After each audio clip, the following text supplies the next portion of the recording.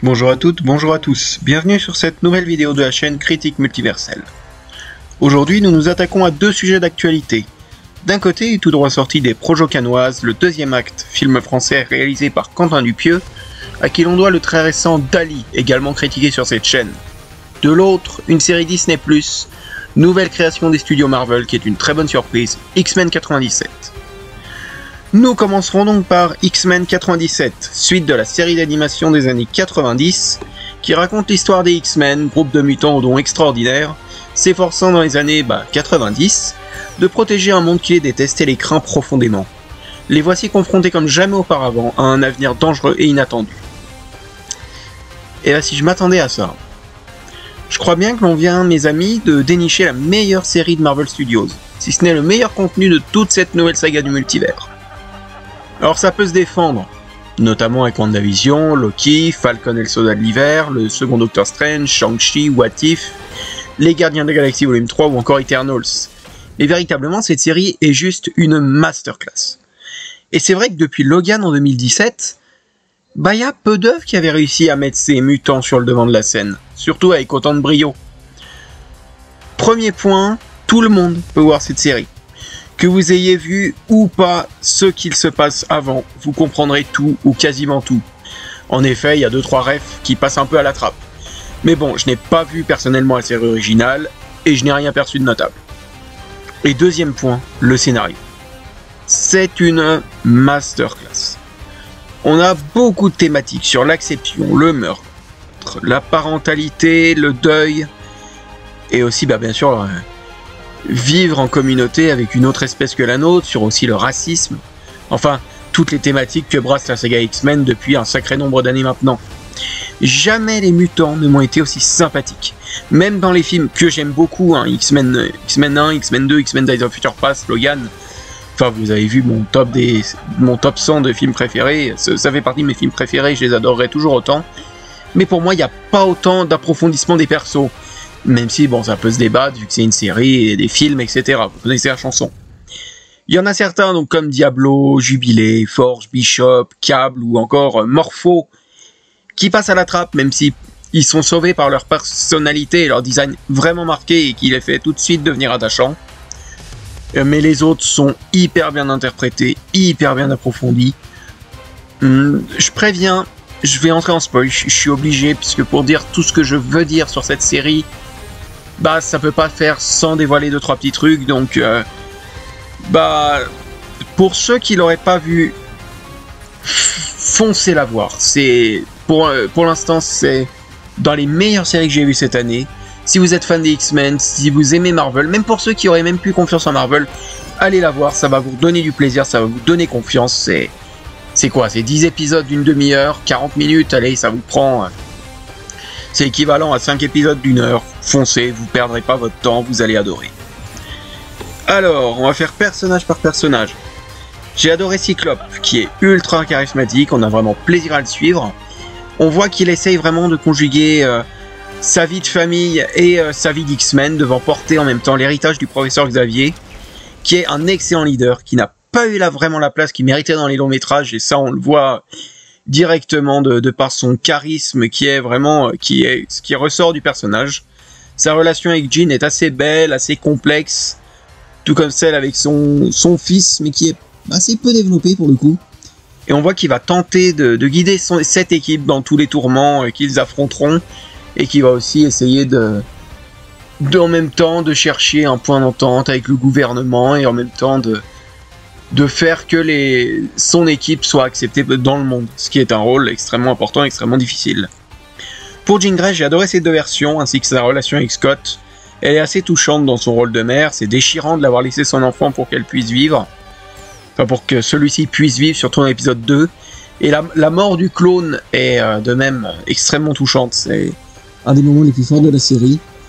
L'épisode 2, qui est vraiment concentré quasiment que sur elle, est assez intéressant, et on peut se demander quelle est vraiment la vraie Jean Grey, quelle est sa place, et je pensais pas que ce serait celle du début qui partirait, je pensais que ce serait la deuxième, mais bon, les deux sont vraiment géniales à suivre, et on voit vraiment Ce qui renforce d'ailleurs sa relation avec Logan, c'est que tous les deux, ils ont des bouts de mémoire qui qui se sont taillés, qui sont passés à la trappe, et tous deux vont essayer de se reconstruire un peu avec ça. Et c'est assez intéressant.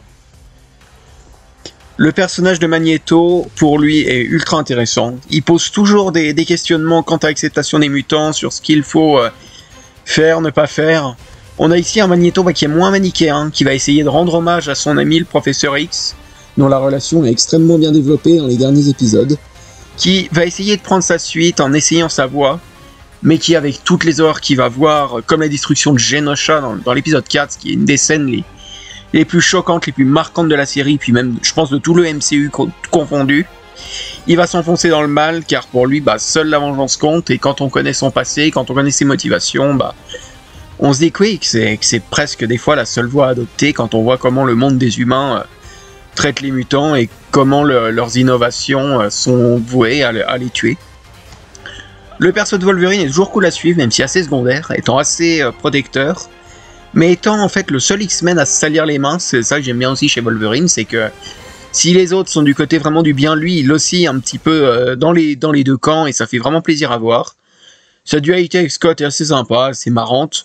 Et son rapport aux autres est assez marrant. On voit vraiment que c'est un homme qui en a vécu des vertes et des pas mûres, et qu'il a eu vraiment 1000 vies, et que de par ça, il est un peu brisé, mais qui va tenter quand même de sauvegarder ce qui reste de son équipe. Et son face-à-face avec Magneto de l'avant-dernier épisode, mais c'est une des scènes les plus marquantes de par sa violence. D'ailleurs, je l'ai pas dit, mais cette série est assez graphique, enfin, ils n'hésitent pas à montrer du sang, ce que j'ai trouvé vraiment appréciable, vraiment surprenant. Et c'est assez rare de souligner parce que chez Marvel Studios on voit pas ça souvent. Je crois qu'on a vu ça aller dans quoi, Doctor Strange, depuis le lancement de la saga du multivers, à peine. Alors il y a un autre perso qui a pas eu assez de développement dans les films, et là ça se voit vraiment, c'est Ororo ou Tornade, qui ici va être éloignée de l'équipe de par le fait qu'elle perd ses pouvoirs, et son parcours pour s'en remettre est hyper intéressant à suivre, devant faire face à ses démons et dépasser son trauma. Et quant au personnage de Malicia, qui ici prend vraiment de la personnalité, vraiment beaucoup de charisme, dont la relation avec Gambit est assez intéressante. C'est une des plus fortes du groupe, sa dualité amoureuse est prenante, on voit vraiment qu'elle oscille entre ces deux amants qui sont donc Magneto et Gambit. Après, c'est ça que je vous disais, c'est que sa relation avec Magneto, on n'a peut-être pas assez de cartes en main si on n'a pas vu la série originale. Et on voit qu'elle est vraiment impactée, qu'elle est vraiment dominée par la vengeance suite à ce qui leur arrive dans la destruction de Genosha. Et vraiment son basculement dans la vengeance, son basculement dans le côté obscur est très intéressant à voir. Un perso ultra attachant que j'aurais un plaisir fou à revoir. Du côté des méchants, Bastion, tout comme Mister Sinister, ils sont sympas, c'est des persos qui sont rarement vus, peu exploités dans les X-Men. Pourtant, Sinister, je l'ai déjà vu au moins 2-3 fois, et je trouve que c'est dommage qu'ils ne l'exploitent pas dans les films. Qui apportent quelque chose du point de vue de l'extinction, qui seront des adversaires qui sont donnés du fil à retordre aux X-Men et tourmentés à de nombreuses reprises, notamment du point de vue psychologique. Oui, on voit vraiment que Bastion, c'est une reprise des Sentinelles que j'ai trouvé assez intéressante, qui est vraiment... lui, ce qu'il veut, c'est l'extinction et plus rien d'autre. Et enfin, on peut parler du Professeur X, pour qui ça va être un peu compliqué.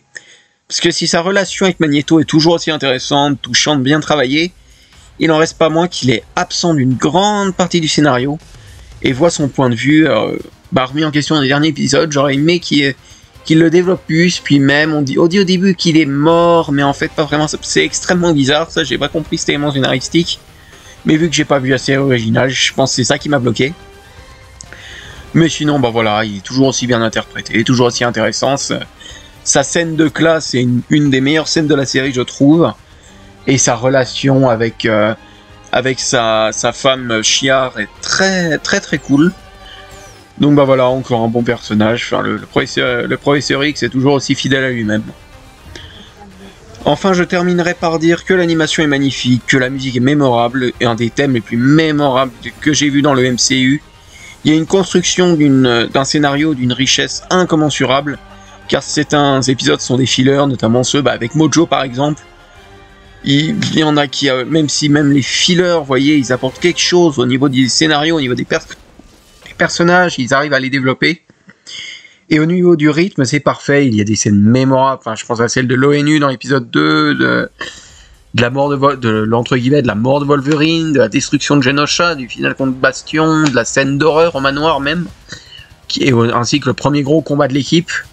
La fin annonce une suite qu'il me tarde de découvrir avec cette série qui constitue une des énormes réussites de Marvel Studios et qui remet les X-Men en piste, après à voir si Deadpool 3 saura faire de même dans les salles obscures.